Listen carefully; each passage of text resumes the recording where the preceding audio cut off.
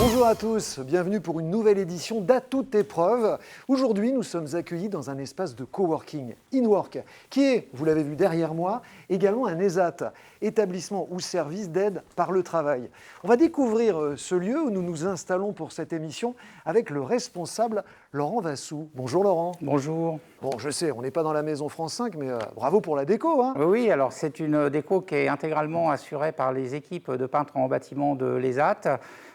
Et aussi une partie de la décoration donc, qui est faite par nos équipes de rénovation de meubles. Et c'est pour qui ce lieu alors ? Alors ce lieu, c'est un lieu pour accueillir les entreprises, en fait, les créateurs d'entreprises, mais les gens qui s'engagent dans la démarche RSE, c'est-à-dire qui ne viennent pas uniquement pour consommer du bien, mais qui aussi vont interagir avec les gens de l'établissement et services d'aide par le travail. Merci pour votre accueil. Vous l'avez compris, aujourd'hui, nous allons parler autonomie, nous allons parler inclusion et handicap. Différents et alors, c'est tout de suite.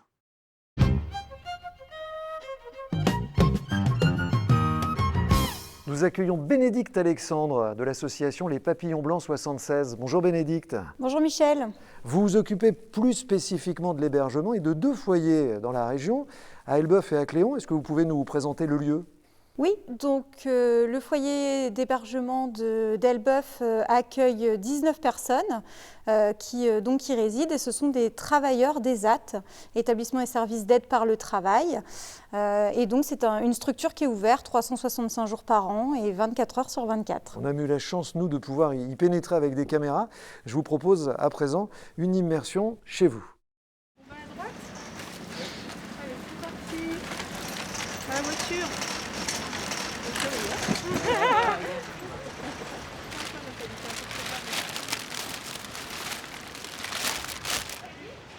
Ça y est ?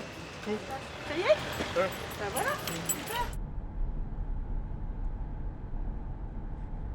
Non, Ça m'arrangerait. attention. Travaillez pas aujourd'hui. T'as posé le pied aujourd'hui, alors t'as travaillé. J'ai travaillé. Donc il y a Gwenaëlle, Cynthia et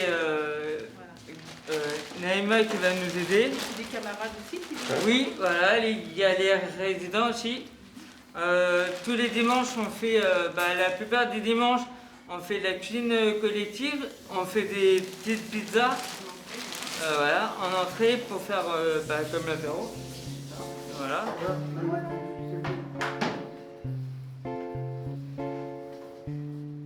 À la queue, assez. Attends.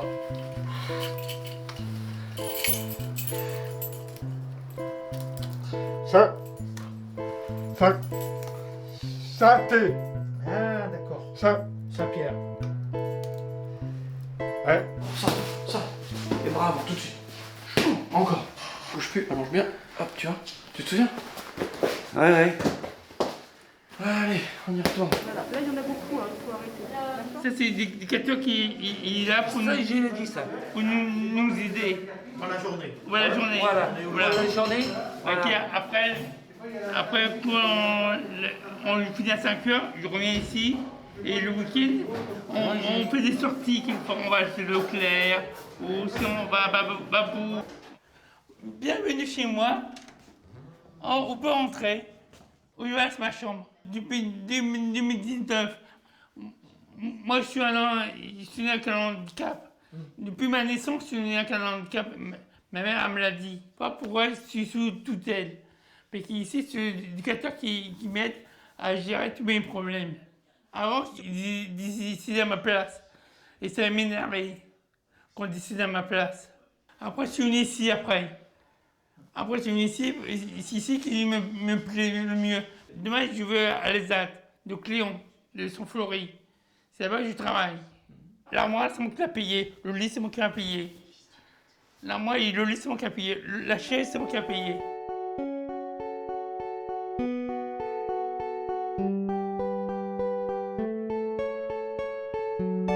suis arrivée le 12 novembre 2018.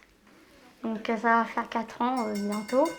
Donc voilà, puis j'ai commencé à travailler à Cléon le 11 novembre 2018. Moi, je sais me débrouiller un peu toute seule. J'appelle le médecin, je me débrouille. Je fais ma vie d'adulte. Après, il y a des petites choses aussi comme m'occuper de mon argent. J'ai un peu de mal de gérer mon compte. Après, sinon, je me débrouille le reste. Après, il y a des petites choses que j'aime pas non plus. Mais bon, après, je suis pas trop difficile.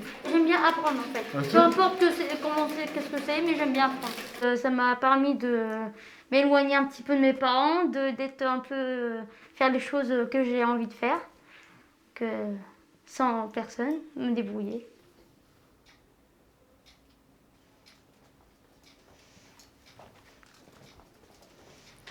Voici le musée de Moïskine, né le 28 février 2000. J'aimerais bien de rencontrer, si permet le sanitaire, si ça finisse, le Covid. Depuis 1 an, le 4 janvier 2020, à midi, je suis débarqué ici. Je suis bagarré pour mon projet, pour vivre ici en Normandie. J'ai fait lettre motivation, CV, dans 3 départements, 2 départements et 3 villes.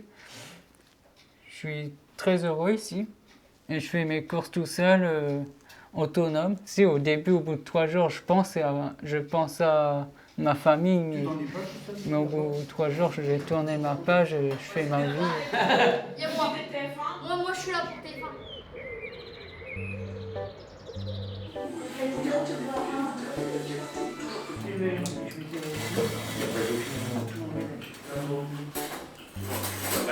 Vous allez travailler où? À Saint-Pierre-les-Ébeufs. Colonne, il n'y a pas de vacances. Je travaille.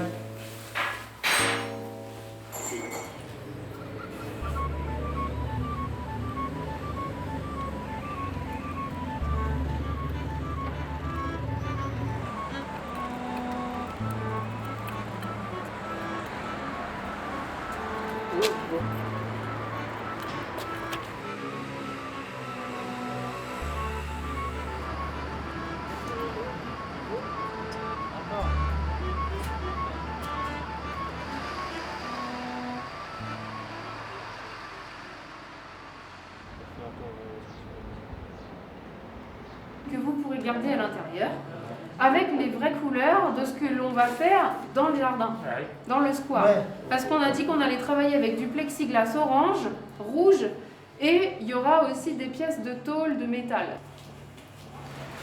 Tiens, alors tu peux commencer déjà par celui-ci. Voilà, tu le découpes. Attends, C'est ça qui m'a. Donc peut-être qu'il faut modifier par exemple le rond là et faire un rond plus gros. Donc là je fais un nœud. Tu vois, je fais un premier nœud, puis un deuxième. D'accord.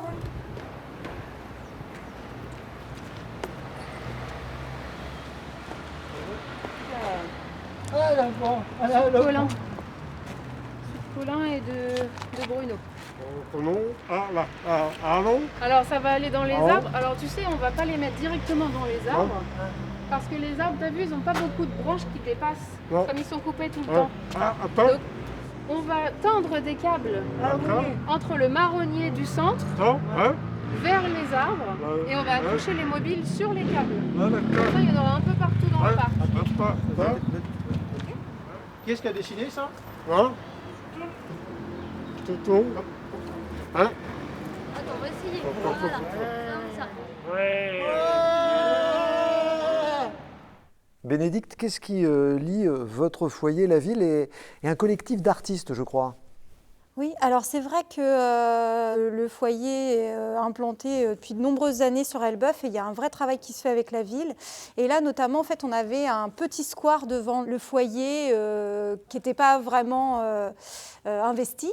Et donc, il y a tout un travail qui s'est mis en place à l'initiative de la ville d'Elbeuf pour aménager cet espace. Donc, un travail qui a été fait avec les plastiqueurs pour participer à la réalisation des clôtures qui ont été dessinées par les résidents. un travail sur l'apprentissage de la découpe du métal, enfin une très très belle rencontre qui en plus débouche sur des ateliers créatifs qui vont se mettre en place cette année. Alors il y a une petite phrase moi qui m'a interrogé, que j'ai retenue dans ce reportage. C'est Rani qui dit, alors je l'ai noté, ça m'énerve quand on décide pour moi. Est-ce que c'est très exactement là le rôle de votre foyer finalement, cette autonomie ? Alors tout à fait, c'est exactement ce qu'on promeut dans notre projet d'établissement. C'est vraiment permettre à chacun de s'épanouir en fonction de ses objectifs individuels, de ce qu'il souhaite dans la vie. Voilà, donc c'est un vrai travail de réinterrogation au quotidien et on essaye le plus possible d'être auprès de ce que souhaitent les résidents. Alors il faut un peu arriver à s'extraire, nous, de ce qu'on voudrait pour eux et de l'image qu'on a des bonnes pratiques, de ce qu'il faut faire ou pas, et réussir à les accompagner au mieux en respectant leurs choix. Puisqu'on vous a tous les deux, alors ce sont des résidents, ce sont aussi des salariés, il y a la question de l'autonomie financière. Comment est-ce que vous gérez cela, vous déjà, à l'ESAT ? Alors, au niveau de l'ESAT, ce ne sont pas des salariés au sens du Code du travail, puisque c'est un contrat de soutien et d'aide par le travail. Alors effectivement, les personnes qui travaillent tous les jours dans nos établissements perçoivent une rémunération et ce qu'ils font après de la rémunération, ce n'est pas de la compétence de l'ESAT de gérer cet aspect-là. Alors est-ce que c'est au niveau du foyer qu'on aborde cette question de l'autonomie financière ? Alors forcément, elle est abordée au quotidien, l'autonomie financière. Déjà, au niveau du foyer, il y a une partie de leur rémunération qui sert à payer leurs frais d'hébergement, bien sûr. Ils payent leur loyer. Et bien sûr, il y a quand même beaucoup de personnes qui ont besoin d'accompagnement pour réussir à gérer leur argent. Donc c'est en fonction vraiment du niveau d'autonomie. Il y a des personnes qui sont plus autonomes que d'autres. On s'adapte. Voilà. Et quel lien on peut faire sinon, à part ce rapport financier évidemment, entre l'ESAT et le foyer ? C'est un projet global en fait, c'est un projet global de vie. Ce qui était dit par ma collègue tout à l'heure, c'était effectivement de rechercher les souhaits et on travaille, nos associations se connaissent bien sur le concept de l'autodétermination, c'est-à-dire qu'en fait ce qu'on essaye, que ce soit pour la partie du projet professionnel comme sur la partie sociale, on essaye à chaque fois que ce ne soit pas ce que nous on pense de bien pour la personne, mais vraiment d'aller chercher ses besoins, ses désirs et de les accompagner pour construire une vie d'homme tout simplement, comme tout à chacun. Vie de femme, vie d'homme, autour peut-être de quelques sucreries, pourquoi pas. Par exemple. Je vous propose de prendre la direction maintenant de la confiserie à l'ESAT de Notre-Dame de Bondeville dans ce reportage.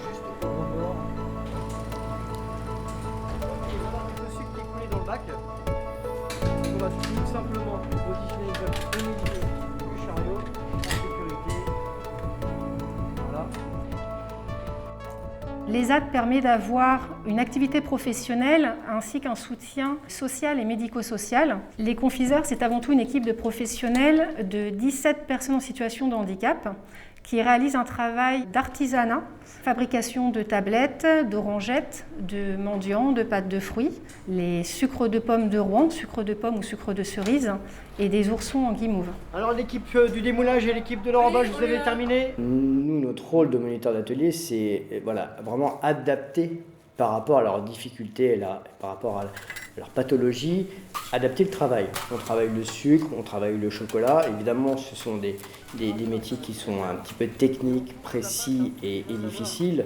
Selon les niveaux des personnes accueillies, mon rôle, c'est d'adapter. Si on voit qu'il y a une personne qui est en difficulté, qui est moins rapide que d'autres, on va les orienter sur différents postes. C'est aussi ce qui m'a motivé à postuler dans un ESAT, c'est de me dire voilà, on est tous en situation de handicap. Après, évidemment, les handicaps sont différents, mais quelque part, on est tous sur un même pied d'égalité puisqu'on a chacun nos difficultés. Donc au début, j'étais sur des tâches assez simples, comme le démoulage. Donc ensuite, ça s'est fait au fur et à mesure. Il y a des choses que j'ai apprises seule, il y a des choses qu'on m'a expliquées, Aujourd'hui, je suis très polyvalente, je tourne sur quasiment tous les postes. Moi, ce que tu es en train de faire, regarde, prends les pâtes de fruits. Il y a une formation que moi j'instaure, donc en fait, effectivement, c'est une forme de tutorat, c'est-à-dire que moi je prends la personne accueillie avec moi, je lui explique, je lui montre, donc il y a vraiment un côté théorie. Ensuite, il y a un côté pratique, donc en fait, moi je travaille avec la personne sur le même poste, en fait, pendant plusieurs jours, plusieurs semaines. Donc avant, j'étais pâtissier et chocolatier. Suite à une maladie qui a à peu près une dizaine d'années, j'étais obligé d'insérer un ESAT. Sur sa structure, je fais des fois des sucres de pommes, donc au cuiseur. Je peux me mettre à rouler, donc à la machine qui est derrière vous. Je peux me mettre aussi à enrober, faire des fois de la pâte de fruits. Mon but, c'est de réceptionner en fait l'ourson qui a été envoyé. Je regarde s'il est bien enrobé partout. Je le positionne sur la feuille et je le lâche. Moi, je suis quelqu'un de très très complémentaire. Si je vois qu'il y a une personne qui est en difficulté, je dis si tu as un souci, tu viens me voir et puis je vais t'aider. La valorisation des personnes en situation de handicap dans l'atelier peut être valorisée par le biais de la RAE.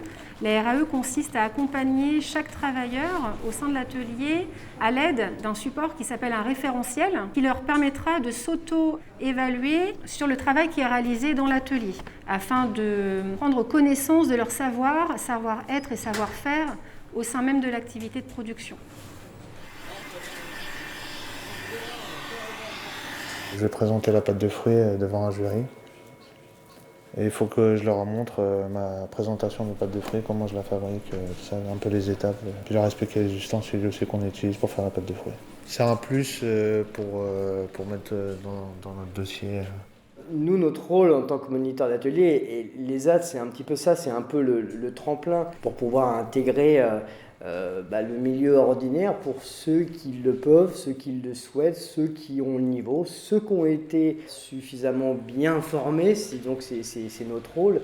Finalement, on parle de handicap, mais moi, le handicap, je ne le vois pas trop. Je vois des gens qui travaillent, qui font de leur mieux face à leurs difficultés, et que finalement, on sort quand même des produits. Donc voilà, le résultat, il est là. Bonjour. Voilà, bonjour. 2 paquets d'oursons. Je pense que, vu mon âge, je resterai ici, jusqu'à ma retraite. Parce que j'ai bien aidé les gens, en fait. Des fois, on nous aide, donc pour moi, j'ai le devoir, c'est comme si c'était un devoir. Ils m'ont un petit peu sauvé, de la mise. Donc, moi, en reconnaissance, je transmets mon savoir, en fait. Un handicap, c'est pas suffisamment, toi, je te mets à part parce que tu es handicapé, mais non. Il faut voir vraiment ce que c'est qu'un handicapé. C'est quelqu'un qui est normal, qui se lève le matin, qui va ici, en ESAT, à Notre-Dame de Bondeville, et qui travaille comme une personne normale. Cette visite de l'ESAT de Notre-Dame de Bondeville, Laurent Vassou, je ne vous le cache pas, m'a un petit peu donné faim. Alors pour qu'on comprenne bien, on n'a pas vu finalement tous les handicaps qui étaient là, parce qu'il y a des jeunes filles, je crois, qui étaient sourdes ou qui étaient non-voyantes. Oui, en fait, auprès de la bataille, on est ce qu'on appelle un ESAT généraliste, c'est-à-dire qu'on accueille tout type de handicap. Notre travail après, c'est de nous adapter en fait pour que chacun puisse trouver une place dans le métier qu'il a choisi d'exercer. Alors il y a cette idée de tremplin, on l'a entendu, vers le milieu ordinaire. Il y a Dominique, je crois, qui dit « j'ai envie de rester à l'ESAT ». Alors lui, il a envie de rester pour rendre ce qu'on lui a donné. Est-ce que ça ne va pas un peu à l'encontre de cette idée de tremplin ? Alors pour moi, non, ça ne va pas à l'encontre de l'idée de tremplin. Je dirais même que c'est au contraire. Ce jeune homme-là, il a eu un parcours en milieu ordinaire. Donc il sait ce que c'est que la vie d'entreprise. Malheureusement, il n'a pas pu y rester pour des raisons médicales. Aujourd'hui, il est dans un ESAT. Et il continue à avoir une vie socialisée grâce à l'ESAT, c'est-à-dire qu'ils le disent très bien, il se lève le matin, il vient exercer des compétences dans un lieu professionnel et il revient le soir. Lui, visiblement, il n'imagine pas aujourd'hui repartir en milieu ordinaire de travail. Et c'est bien que d'un point de vue du tutorat, en fait, il puisse aider ceux qui ont envie de le faire à accéder à ce projet-là. Et moi, je trouve qu'au contraire, je dirais que c'est un passeur de relais, un petit peu comme quelqu'un qui partira à la retraite et qui viendrait aider un actif à démarrer, je pense qu'on est dans le même état d'esprit. Comme on le disait tout à l'heure, finalement, il n'y a pas de formule type, hein, c'est du sur-mesure pour chacun de ceux qui travaillent avec vous. Et alors, il y a une chose qui est claire et qui met tout le monde à égalité, c'est que la finesse du travail, ça efface les difficultés de chacun. Oui, c'est la compétence du geste, en fait. Hein. C'est la compétence du geste, et puis c'est effectivement aussi tout le travail des moniteurs, d'adapter les référentiels métiers pour que la montée en compétences qui va se faire selon les capacités de progression de la personne puisse éventuellement aboutir au final à une qualification. Estelle parlait de la reconnaissance des acquis et de l'expérience, c'est une pré-VAE, hein, c'est avant la VAE, c'est aussi tout un chemin initiatique vers la qualification. Vous mettez en avant les savoir-être, hein, tout autant que les savoir-faire d'ailleurs. C'est très tendance dans le milieu ordinaire, ça, les compétences douces. Est-ce que vous n'êtes pas finalement un peu en avance? Est-ce que ce n'est pas intrinsèque à l'ESAT? Je pense alors, nous, on n'est pas en avance, on a plein de collègues dans le territoire national qui travaillent dans ce sens-là, mais je pense qu'à chaque fois qu'on se préoccupe de la façon dont on va s'organiser dans une activité professionnelle et qu'on prend soin des personnes, forcément, on pourrait dire qu'on est en avance parce qu'on prend en compte tout simplement l'évolution de la personne. Est-ce qu'après avoir vu ces images, on n'aurait pas, en milieu ordinaire, dans notre travail plus traditionnel, à nous inspirer de ces pratiques, à nous inspirer peut-être de la bienveillance qu'on a pu voir à l'image? Oui, mais nous, on est convaincus de ça. On développe ici, par exemple, sur un atelier, la FEST, c'est-à-dire c'est la formation en situation de travail. C'est une technique de formation sur place qui aujourd'hui s'exporte très bien en entreprise. Donc ce qu'on fait à chaque fois qu'on se préoccupe de l'individu, forcément on se rend compte qu'il y a une plus-value sur les conditions de vie, il y a une plus-value sur le plaisir au travail, puis globalement il y a aussi par répercussion souvent une plus-value sur la production. Et on pourrait peut-être faciliter donc l'inclusion de tous dans le milieu de travail ordinaire en pratiquant comme vous. Est-ce que vous voyez une différence, vous, au foyer, entre ceux qui travaillent en ESAT éventuellement et ceux qui ne travaillent pas? Alors, quand ils arrivent, ils sont déjà travailleurs d'ESAT. Hein, en fait, le foyer est destiné à des travailleurs d'ESAT. En revanche, je travaille également sur un autre foyer sur Cléon qui s'adresse plus à des personnes qui sont en centre d'activité de jour.